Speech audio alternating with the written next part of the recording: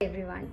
So these days I get to hear a lot from people, and especially experienced professionals who are like 6 years 7 years experienced, and everybody would be like, we want to really do something of our own, we want to be an entrepreneur, we want to start something of our own, and also that we are into a hustle culture.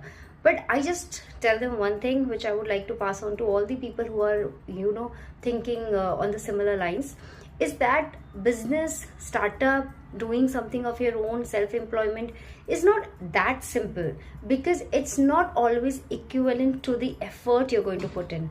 It's not a test of how intelligent you are, because what people actually end up thinking is that hustle culture is all about working very hard. It's all about let's say being very intelligent, smart. Yes, that's part of it, but it's not what determines the success of a business.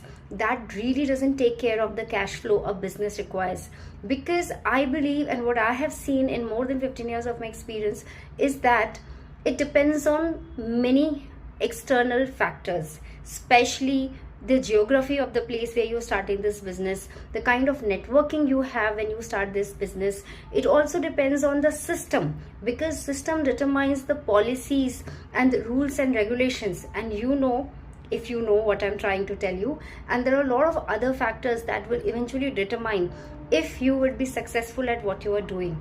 And it's not alone about you having that passion, you having that willpower to work very very hard. There's a lot more that goes into it, and that's why I keep repeating the same thing again and again. No matter whether we want to accept it or not, we live in an unfair world where effort will not always translate into any tangible outcome.